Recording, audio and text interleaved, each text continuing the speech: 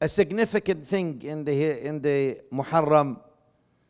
And no one who has love for Rasulullah sallallahu alayhi wasallam's family neglects al-Imam al-Husayn and what happened in the month of Muharram to him and his family.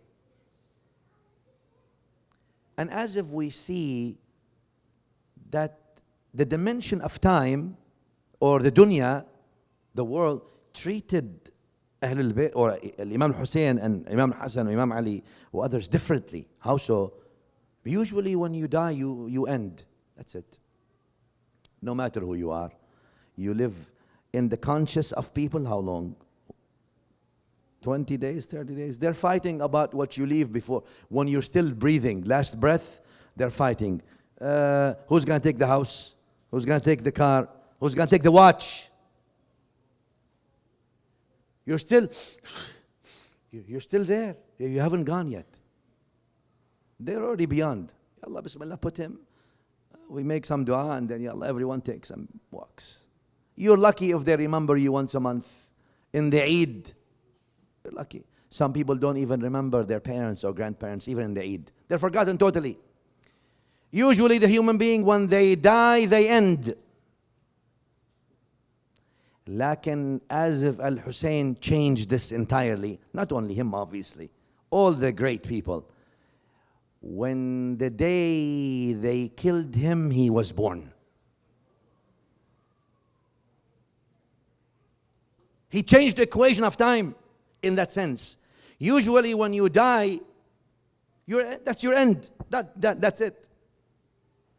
Lakin Imam Husayn, that 10th of Muharram in Ashura, that was not a day where he was, or where he died, or where he was killed. It was actually the date of his actual second birth.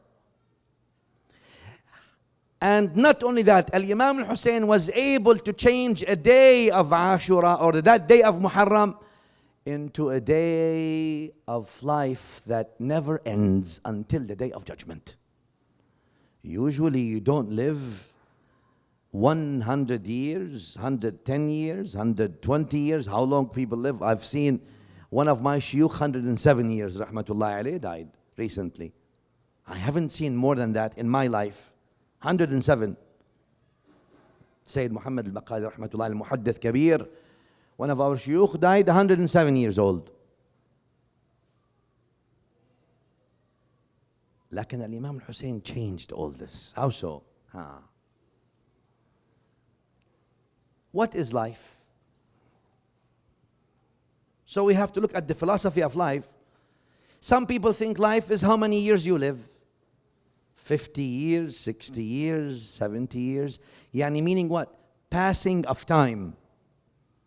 But passing of time, plants also pass time. Animals pass time. Other things pass time.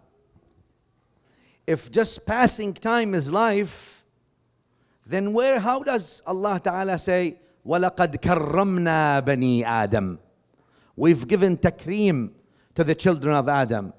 There must be something different than just waiting for the day to come, the day to leave, the night to come, the night to leave, and say, I lived, mashallah, a long life, 50, 60 years. But great people don't measure life by time.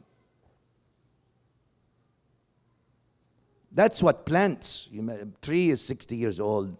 Elephant is 20 years. Human. The great people, they measure life by accomplishments, by contribution. What I mean by accomplishment, not accomplished a house. That's not an accomplishment. Not accomplished a car.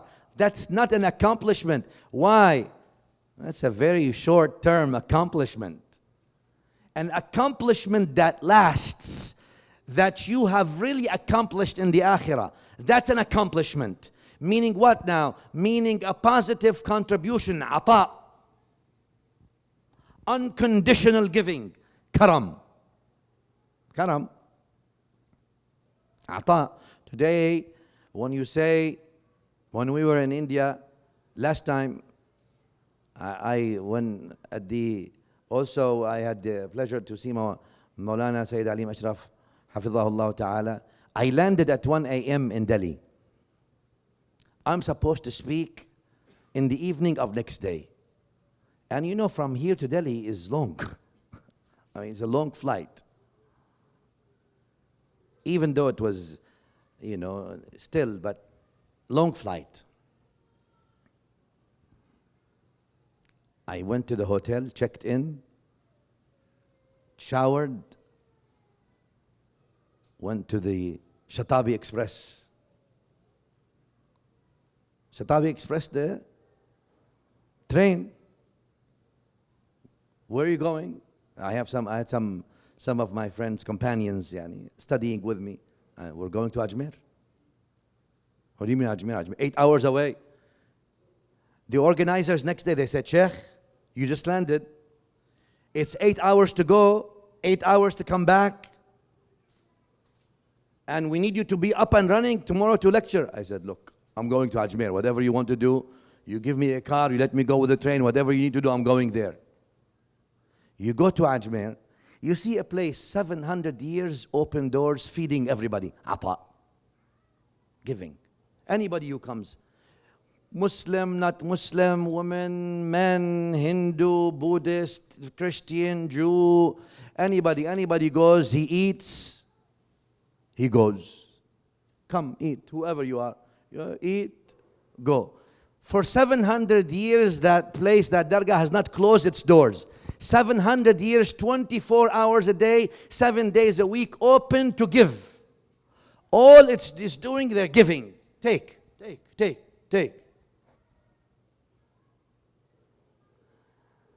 Life cannot be measured by how many years Maulana Mu'in Chishti lived.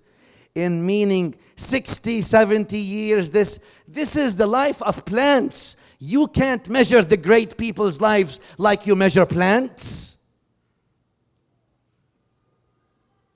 Life is measured by what they give, what they gave, the ata or the contribution they gave to humanity. And that's why in Islam we believe giving is living. I always say that equation. If you want to live way after you die, you have to give. And the more you give when you're still alive, the longer you will live. I say that's a rule. Rule. If you want to live longer, you have to give much more. Simple as that. But some people are kareem. And I said kareem doesn't mean generous, it means noble, benevolent. They don't just give all they have from money and ilm and time and nasiha and wisdom. Eventually their karam leads them to give their whole soul out of karam. And that's what al-Husayn gave. Not just he gave his money and ilm and wisdom and guidance and all these things. His karam led him that he gave everything up to and including his own life. Hence he was born the day they killed him. And that life, he managed to change it into a life that lives as long as earth and heaven live. You can never assassinate that kind of life. The one who gives little, the life will end shortly. But the life of al-Husayn, go try to kill al-Husayn. How can you kill him? He is living in the heart of every Muslim. How can you do that? How can you do that?